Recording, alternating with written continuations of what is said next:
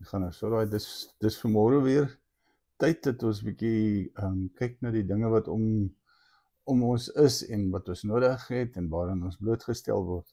Ek dink 'n belangrike effek is om te verstaan dat daar sekere leringe deur Jesus op aarde gebring is om in die koninkryk van God in te gaan en ewig te leef daar. So hierdie titel vir hierdie spesifieke boodskap is dan wat is die reddingskritieke leringe wat Jesus kom oorgee het? Want as ons dit weet, dan raak dit vir ons makliker om te kan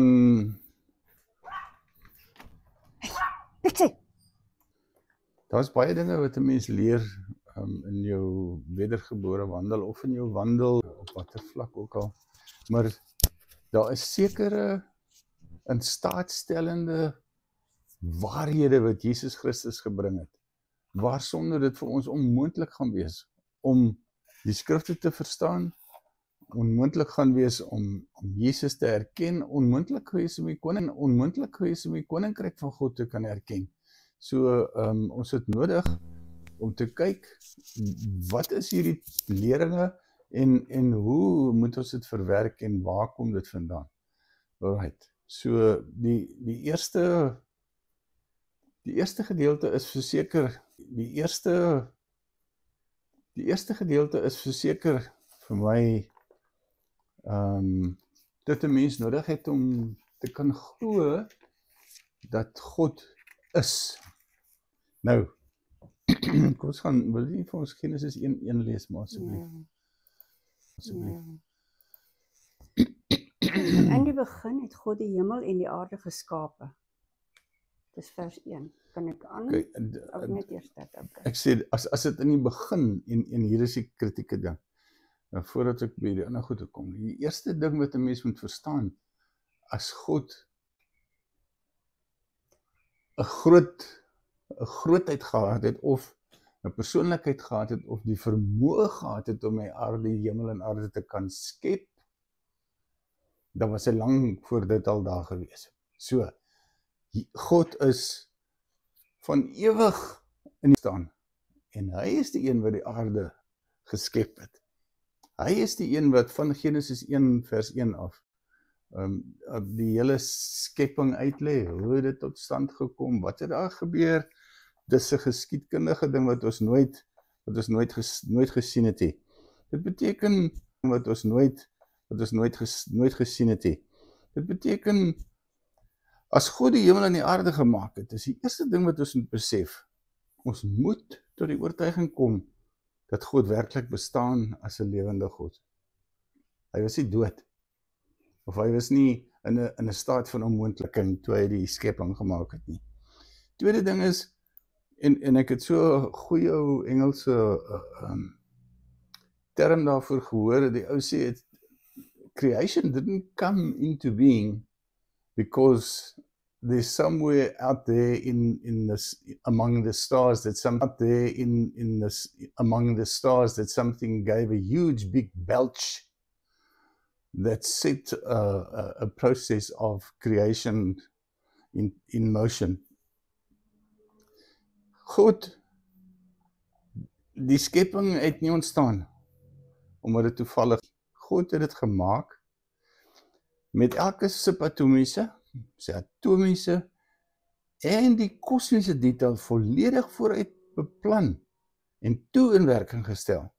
En die kragtigste bewys hiervan kan 'n mens vind in die herkenbare orde waarmee alles in die heelal, die orde word daagliks meer sigbaar gemaak deur fisiese en ander wetenskaplikes. Kyk na die fotos wat die James Webb Space Telescope terugstuur en al hierdie ander teleskope. Al die planete wat so in 'n ry lê, soos nou in die laaste tyd. Presies, ja, om te wys, en daai goed toon ek die feit dat die planete van posisie verander en vir 'n gegeewe tyd, eenmal in 50 jaar of iets van die aard, almal in 'n ry lê, beteken daar's 'n orde, daar's iets wat hulle in plek hou.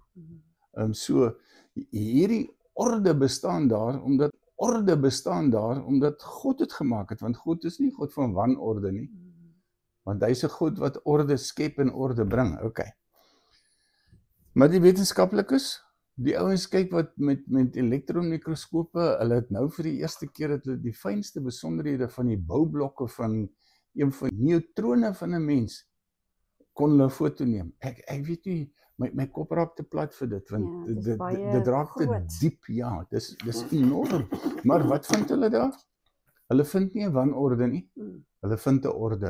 Hulle vind 'n gedeelte wat steeds onderwerp, 'n gedeelte wat steeds onderwerp is aan die orde wat God ingestel het in die skepping. Okay.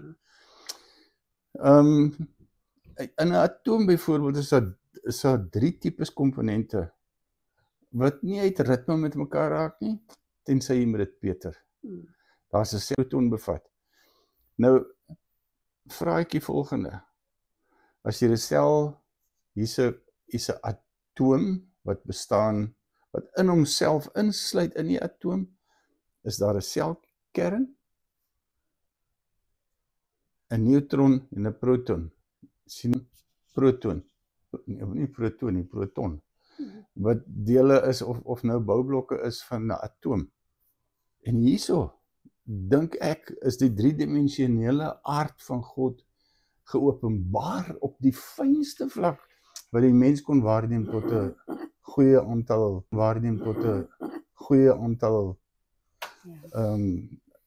Dis die boublokke van alle materie. Ja, hierdie is die boublokke van elke materiële ding, elke stukkie materie, ek raak so. Nou, okay. As dit in die geval is, besef asseblief dat God was ewig en hy moet ewig wees as hy reeds daar was voordat tyd begin het. So, as hy sê ek is die Alfa en die Omega, dan beteken dit ek was daar voordat die begin in aanvang geneem het. Ja. En ek is die Omega, ek is die eindpunt wat nog nie aangebeur het, aangebreek het nie en wat daar gaan wees tot in ewigheid toe. Iets wat ons moet besef iets wat ons moet besef en die mense, veral die ouens, die fisika mense en die ouens wat besig is in die sterrekunde, op die oomblik soek na wat is dark matter. Daai dark matter is nie so dark as wat hulle dink nie. Want in my hart het ek gevat en gesê, the dark matter is the spoken or the power of God that is keeping things in their place in the right order and fashion. Kyk, sal hy dit openbaar. Hier's reg, ja. Nou weet asseblief, as jy nie met hierdie beginsel of hierdie eerste stukkie grondkennis, as jy dit nie kan vat en deel maak van jou, gaan jy bietjie sukkel met die res van die goed. Ja, want dit raak vreeslik die hoekstene van God verstaan en ken. Ja, en ek dink dit is hoekom party mense sukkel, want hulle is nie bewus van die boustene nie, waarop God die boustene nie, waarop God die bestaan, die wêreld gebou het. Die skepping, ja. Ja, en alles is driedimensioneel, omdat God driedimensioneel is, Vader, Seun en Heilige Gees. Ja. En dit wys net dat daar is orde, en God is 'n God van orde, hierdie goed te verstaan, om jou te help vorentoe, met jou redding, om te dink dat God was daar van die begin af, en hy het aarde toe gekom, hy het Jesus aarde toe laat kom, ons gaan daarby kom, ek gaan nie nou dit behandel nie, daaroor praat nie, maar soos jy sê, sonder hierdie eerste oortuigings word dit moeilik om die res van die storie te volg. Ja. Dit is van ons lewe, ja. Die mens is deur God geskep, en die aarde en die heelal, as jy kyk en die aarde en die heelal. As jy kyk waar, laat ons nie terug gaan so nie, maar toe God die aarde geskep het, toe maak hy hemelliggame, hy maak lig en donker, hy maak skeiding tussen hulle, hy maak skeiding tussen waters en al hierdie goeters was net vir een enkele doel. As God dit toe eers gemaak het, beteken dit hy dit nooit voorheen nodig gehad nie. Hy het nie aarde nodig gehad nie, hy het nie al hierdie ander goeders nodig gehad. Hy maak dit met die uitsluitlike doel om die mens 'n plek te gee. Baie special nie, ons is eintlik baie special. En ek dink net weer in Psalm 139, ons gaan dit nou nie behandel nie, maar die mens, ons moet gaan kyk na wat in Psalm 139 staan. Ja. So dit moet eintlik soort van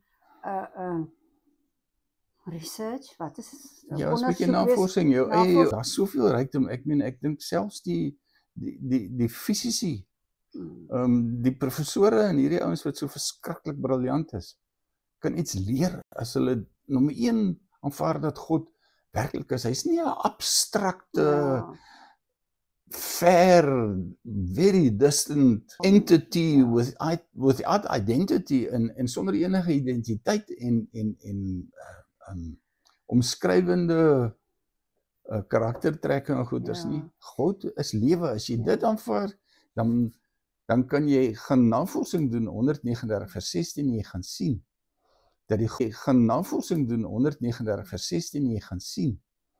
die goed wat die mense nou besig is om eers uit te vind, was 2600 jaar terug het God laat dit opteken al. Ja, en dan kom, dit bring ons nou weer by ons wedergeboorte, wat die volgende stukkie is wat ons gaan behandel. Ja, ek dink die wedergeboorte. By ons wedergeboorte, wat die volgende stukkie is wat ons gaan behandel. Ja, ek dink die wedergeboorte, en onthou dit gaan oor salvation critical. So die eerste reddingskritieke stukkie kennis en fundament is God is 'n werklikheid. Gedagtegang van een of ander ding nie. Alright. Die tweede ding is, en hierso wil ek graag lees wat sê Johannes 3 vers 3 van daar af tot vers 8 toe. Want hier is Jesus besig om te praat. Johannes 3:3 sê, ja. Hy sê vir hom voorwaar, met ander woorde, ek sê vir jou, hy sê, met my hele wese, met alles wat ek is en alles wat ek verteenwoordig, waarborg ek jou, dat wat ek nou vir jou gaan sê, die waarheid is, en dat dit so is. Hy sê, as 'n mens, nou luister mooi, hy praat nie van jou hondjie nie, hy praat nie van jou papegaai nie, soos baie mense wil nie. Hy sê, as 'n mens nie weergebore word nie, kan hy die koninkryk van God nie sien nie. Nou wat beteken hierdie dinge? Want die konsep van geboorte in die natuurlike, is dat daar 'n vrou is wat deur bittere moeilike tyd gaan en dan word daar 'n baba gebore, 'n seentjie of 'n. En dis natuurlik dat Nikodemus staan en hy sê, hey, hoe werk hierdie goeters? Want hier is nou sê Jesus sê jy moet weergebore word. Hoekom? Ek leef dan klaar. Die sleutel is dan klaar. Die sleutel is hier en hy sê, en ek wil net gou dit uithaal, sodat Jesus sê, as jy nie weergebore word, kan jy die koninkryk van God nie sien nie.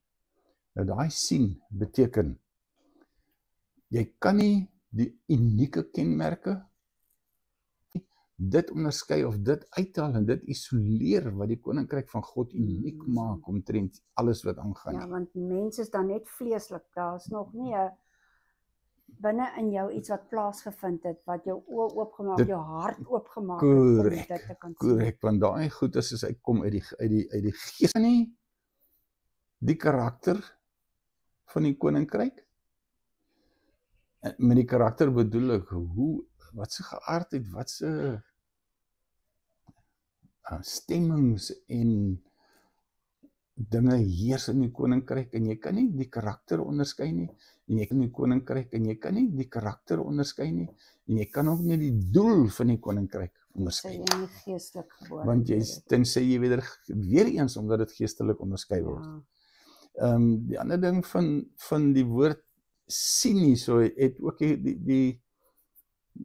die strekking van eintlik wees, om die koninkryk van God waar te neem, of eers op te merk. Ja. Dit beteken ook, om te sien, beteken om dit wat jy met jou oë of dit wat jy gewaar word, te begryp en insig te verkry oor dit. Ja. Okay.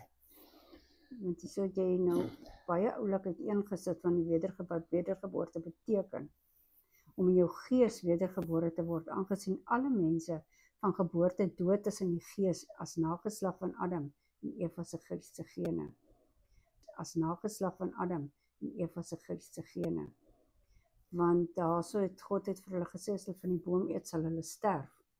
Maar ons het dit al behandel, hulle het nie liggaamlik gesterf nie, maar in gees, hulle gees het doodgaan. Ja. Want ek dink net aan al daardie pragtige goed wat hulle moes waargeneem het, voordat die slang in die tuin van Eden ingekom het. Ja, Want hulle was die hele tyd het hulle met God gewandel en hulle het daai geestelike waarneming gehad, want hulle het nog nie die sondeval meegemaak. Ja.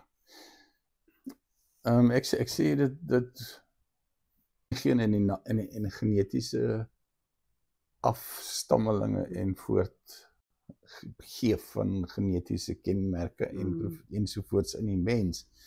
God het dit so bepaal. So toe Adam en Eva gesterf het in die tuin van Eden, het daar in werklikstelling het hulle vermoë om met God te verkeer gesterf, ja. Okay. So nou sê dit, daai geestelike komponent, en onthou, God het sy asem in Adam ingeblaas, tot Adam 'n lewende gees word. Okay. So 'n siel word toe nou die instrument waarmee 'n mens jou omgewing aantas en waardeur jy dinge beleef en so aan. Daai gedeelte het nie gesterf nie. Die lewegewende krag wat God gedefinieer sterf nie. Die lewegewende krag wat God gedefinieer het in die mens soos 'n ewige stap gewees. Dis hoekom alle mense as hulle gebore word, kan jy sien hulle leef, hulle is animated, hulle is geanimeer, en hulle wandel en allerlei tipe van dinge. En hulle het die onvermoë, soos wat ek ook gehad het, jy gehad het, almal van ons het die onvermoë om met God te kan kommunikeer. Ja. Maar by wedergeboorte, hier gebeur daar 'n verskriklike exciting ding.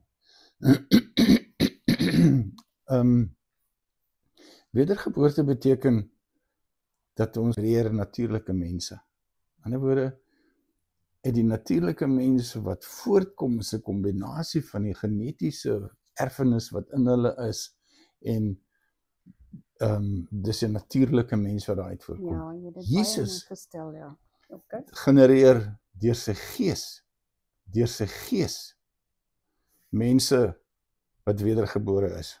En ek hou daarvan om te sien dat daai kapsule van die dood wat deel is in die genetiese samestelling van die mens, word uitgehaal en vervang met die Heilige Gees. En vervang met die Heilige Gees.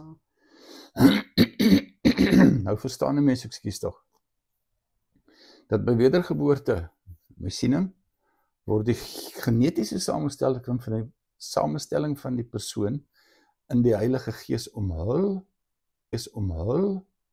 en word dit 'n nuwe skep. Baie mooi. Hierdie tipe mens het nooit voor Jesus bestaan nie. Glad nie. Okay. Glad nie. Was die hele tyd, hulle moes vreeslike offers en goed te bring. By herhaling maandeliks en wanneer ook al by seisoene ensovoorts. Okay. Uit God verstaan het dat God is steeds die een. Wat die wedergebore persoon vernuwe, asof hy die een was wat word dit. So dis 'n soortgelyke proses, dat toe God sy asem in Adam ingeblaas het, het hy 'n lewende siel geword met die gees van God as die kragbron van sy bestaan.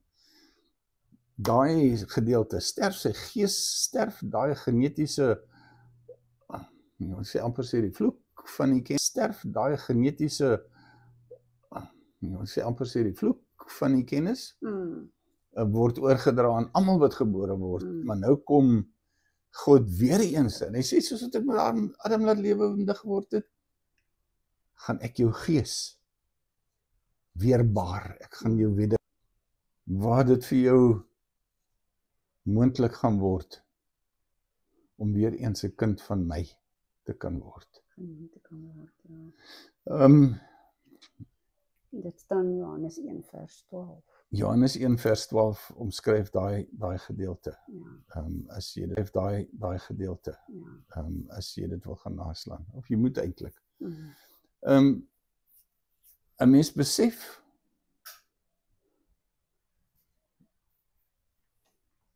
dat Jesus wedergebore is op die oomblik toe in die water gedoop is. Ja. Johannes 1 vers 32. Eerste persoon. Hy word die eersteling van 'n heel nuwe geslag wat nog nooit in die aarde of op die aarde bestaan het nie. Ook in die hemel nie. Ja. Dis 'n hele nuwe skepping wat God daar tot stand bring. En Jesus word die eerste ene. Hoekom kan ons dit sê? Want Johannes 1 vers 32, waar staan dit nou mammietjie? Ja, Johannes 1 vers 32 wat staan, waar die Johannes sê dat hy het die gees op Jesus sien die vorm van neerdal die in die duif vorm sien van 'n duif, ja. en dit het op hom gebly, dit het nie Ja. weggegaan nie. Jesus het die eerste mens geword wat permanent deur die Heilige Gees bewoon word. Daar was voor dit het dan nie so, dat is so 'n kreatuur in hakkies bestaan nie. Ja, en dan kan 'n mens verstaan wat God gesê het met vir Adam en Eva. Dat vir Adam eintlik dat in die sweet van jou aangesig sal jy jou brood verdien. Sweet van jou aangesig sal jy jou brood verdien. En dis hoekom die mense swaar gekry het altyd, en omdat hulle nie die gees in hulle gehad het wat vir hulle gedwing het, en nie gedwing het, maar gelei het na God toe, om vir hulle dan versoening te kom doen, en dis wat dit vir ons moontlik gemaak het. Ons het niks eens nodig om te doen nie. Ja, ons net ons sondes bely en net aanvaar. Ja. So. Okay. Maar nou onthou nou Nicodemus, hy's nou 'n baie slim skrifgeleerde, hy's 'n slim pastoor of 'n opgetrekte dominee of wat dit dan is, skrifgeleerde of 'n opgetrekte dominee of wat dit dan is, skrifgeleerde of 'n professor of wat ek wil sê vir hom, hey, hoe kan 'n mens gebore word as hy oud is? Kan jy die tweede keer as die moeder se baarmoeder ingaan en gebore word? Jesus kyk vir my, sê vir hom, voorwaar, ek sê vir jou, persoon. Ek sê vir jou, as iemand nie uit water en uit die gees gebore word nie, kan hy in die koninkryk van God nie ingaan nie.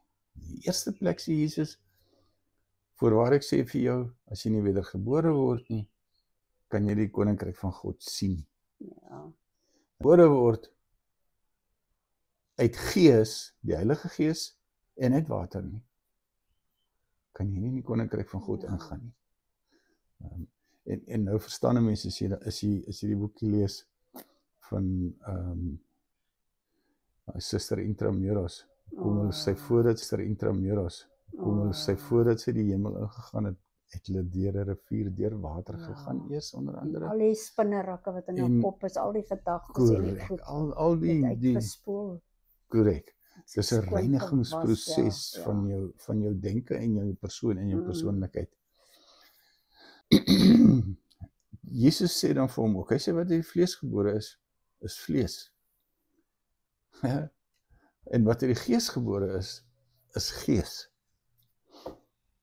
Nou laat mense net so 'n bietjie jou hart en jou gedagtes oopmaak hier. Ja, en onthou wat hy gesê het, vlees bring vlees voort. Gees bring gees voort. Jesus is die eersteling, die bewys daarvan, eerste een wat permanent bewoon en die Heilige Gees het as 'n deel van sy wese en die Heilige Gees het as 'n deel van sy wese en wie hy is. Hy is uit die Gees gebore. Okay. Want Ja. Johannes het gesê ek het die Gees op hom sien neerdal in die vorm van 'n duif en op hom kom sit en bly by hom. Is dit korrek? Ja. Wat vir my baie mooi is wat vir my baie mooi is wat jy gepraat het van die kapsule. Wat binne is 'n vakuum wat altyd gesoek het en nooit regtig tevrede was met alles wat die lewe jou kan bied nie. Totdat mens op die punt kom waar daai vakuum gevul word met die Heilige Gees, met die regte identiteit. Vrede, rustigheid, saligheid. Daar's nie hy gesoek van ek soek na iets maar niks kan dit vervul nie. Ja. Dis net die vervulling met die Heilige Gees met jou wedergeboorte Wat dit voortbring. Daai volheid in jou bring. Ja, okay. En nou sê die Here sê vir hom, hey, verwonder jy? Hy sê die wind waai waar hy waai. Ja. Jy hoor die geluid van die wind, maar jy kan nie sê waar kom dit vandaan en waar gaan dit heen nie. Ja. So is elkeen wat die Gees gebore is. Nou Jesus trek 'n baie oulike vergelyking. Hy sê soos trek 'n baie oulike vergelyking. Hy sê soos wat die wind nie 'n bron het of 'n kamer het of 'n setel het waar dit uitkom nie. Jy weet nie wat dit is nie. Ja. Nommer 1. Nommer 2, effek van die luid van die wind. Veral as dit 'n storm is wat skade en goed bring, jy hoor takke kraak en blare waai en karre en dakke en al hierdie nare goeders. Dan word jy bewus daarvan, hierso is 'n wind wat waai. Waar kom jy vandaan? Jesus sê, jy weet nie. Hy sê ekskuus tog. Jy weet ook nie waar gaan hierdie wind heen nie. Ja. En op dieselfde wyse is dit elkeen wat uit die Gees van God gebore is. Jy weet nie waar kom hy vandaan. Ja. Hoekom? Wat gaat hy aan? Nou is ons diep lering omtrent hierdie goed as mense wil gaan ingaan en gaan werk op dit, maar ons gaan nie na dit kyk vandag nie. Want wat vir my ook tref hierso daai woordjie verwonder, né? 'n Mens wil altyd alles beredeneer. ja, met jou brein Denke beredeneer, né? Ja. Want Jesus sê moenie worry oor nie, moenie jou verwonder oor dit nie. En dis hoekom hy praat van die wind daarso. Jy weet nie waar dit vandaan kom en jy weet nie waar jy moet gaan nie. Maar moenie daaroor worry nie. Bekommerd wees bekommerd oor jou gees wat nie wedergebore word nie. Want dit is belangriker. Maar soos ek sê, party mense wil gaan en hulle wil dit gaan uitberedeneer amper. Hoekom gebeur jy probeer dit met jou vleeslike met 'n vlak. Dit is soos om 'n komputer te hê. Jy switch hom aan, maar hy werk nie, dit help jy werk op hom nie. Dis dood. Ja. Hy moet krag kry. En dis hoe die mens is wat nog nie wedergebore is.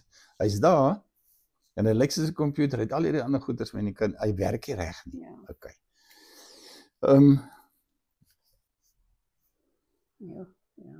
Elkeen wat aan hom glo, nie verlore gaan nie, maar die ewige lewe moet hê. Nou hier is 'n baie hier's 'n ding hier so sê, moet ek nou blindelings net gaan glo?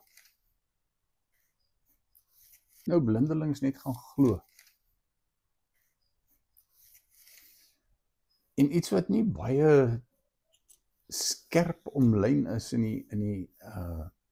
die Bybel of in die lering of in die Christelike bestaan op hierdie stadium nie, is die feit dat wat in werklikheid gebeur is, jy moet die Heilige Gees toelaat om in te kom in jou in, sodat jy wedergebore kan word. Dan moet jy toelaat dat hy jou van binne af nou herskep. Kind van God toe. Hy is nie met die werk doen. Nie jy nie, nie ek nie. So, dit help nie die ouens staan hier so en skel jou, jy is so sondaar en so dit en so anders te ding nie. Kom nader na God. Hoe sê jy altyd ook? Jy's lief vir daai skrif wat sê nader tot my en ek sal tot jou nader. Dis 'n belofte God. Hy sê nader tot my. Kom, hy sê nader tot my. Kom na my toe. As jy 'n probleem het met 'n ding, kom na my toe. Kom vra my hulp, ek kan jou help. Daar's niks waarmee ek jou nie kan help nie. Ja, die Engelse woord is God is compassionate. Hy wil ons graag help, maar hy gaan jou nie forceer nie om dit te doen. Ja. Hy wil hê jy moet tot hom nader en hy is daar, sy hand is uitgestrek. Maar ek wil net, dit is nou baie mooi daai vers 15, maar vers 16 is eintlik waaroor die Johannes 3:16. Die hele wedergeboorte ding gaan, né? Ja. Die les eintlik, en hy sê, want so van die wêreld as 'n ding nie, hy praat van die mens wat in die wêreld is, dat hy sy enige gebore seun gegee het, sodat elkeen wat in hom glo, nie verlore mag gaan nie, maar die ewige lewe kan hê. En dis hy compassionate God, wat ek nou gelees het, ook soos ek nou my Bybelstudies en goed doen, van daai liede wat gaan en hulle dwaal weg van God af en aanbid afgode en God se afgode. En God se hart is so, hy wil net hulle moet terugkom en dan kom hulle en hulle repent. En dan sê hy daar en dan vergewe hy hulle sondes. En hy's weer die God, want hy sê dis weer die sentrale punt van hulle bestaan. Die sentrale punt van hulle bestaan, kan jy sê, ja. Ja. So, dankie Here dat U so genadig is. Wat baie spesiaal is dat Jesus Christus, as hy die een is, wat die eerste hoe om 'n nuwe skepping te word. Ja, daar is niemand anders nie. Ja. Jy moet by Jesus gaan leer. Dit beteken, as individue moet ons voortdurend besig wees om nader te kruip en nader te kom na Jesus, sodat die Heilige Gees ons kan leer en nader te kom na Jesus, sodat die Heilige Gees ons kan leer hoe om 'n kind van God te word. Want weet jy wat, nee maar, nou soveel kere nou wat ek op klompie nadoodse ondervindinge en goeters geluister het nou. En wanneer een van daai mense kan God in die gesig kyk het nou. En wanneer een van daai mense kan God in die gesig kyk het. Ja. Dis so. En daar's ouens wat ek as ek myself moet vergelyk met hulle, wat ek nooit behoort te doen nie, maar as ek dit sou doen, as ek sê, hierdie ouens is my ver voor. Dis hoekom dit 'n proses is. Dis hoekom 'n mens wedergebore word en dan word 'n proses in die gang gesit wat jou kind van God kan maak, sodat jy uiteindelik op die plek kan kom waar jy hom in die gesig kan kyk en hy jou kan aanskou sonder dat jy tot niet gaan aanleid dink. Maar as ons die leer hê, maar ek glo dat ons nie sal ons sal nie kan regop staan nie, selfs mense wat in die teenwoordigheid van Jesus gekom het, wat neergesak het. So ook waar Moses vir God gevra het, hy wil God net sien. God het dit nie toegelaat. God het gesê, ek sal verby jou gaan, maar God het dit nie toegelaat. God het gesê, ek sal verby jou gaan, ek sal jou beskerm, ek sal verby jou gaan, dan kan jy die agterkant van my sien. Hy het net 'n hoekie van die agterkant van die kleed van God gesien. En kyk hoe sy gesig geblink toe hy teen die berg afkom. Ja, die ouens skrik so. Ja, Israeliete bang is vir hom en sy gesig bedek. Sê, maak jou toe op, Ellie. Ja, okay. Maar hierso is die absolute, een van die kragtige sleutels. 1 Petrus 1 vers 23. En Petrus moes hierdie ding gesien het, en weet jy, 'n mens moet ook gaan stil word omtrent hierdie spulletjie. Want julle is wedergebore, nie uit verganklike saad nie. In 'n woorde, die wedergebore mens is nie 'n natuurlike ding, soos wat ons natuurlik definieer tot op daai stadie, maar definieer tot op daai stadie, maar uit onverganklike. Deur die lewende woord van God wat tot in ewigheid bly. Luister net hiermaal. Mariaatjie staan en Gabriel kom by haar en sê vir haar, Maria, en jy moet sy naam Jesus gee. En sy sê, kyk kom sê, ek dink nou net, ek sê, kyk kom sê van, laat dit dan nou maar so wees.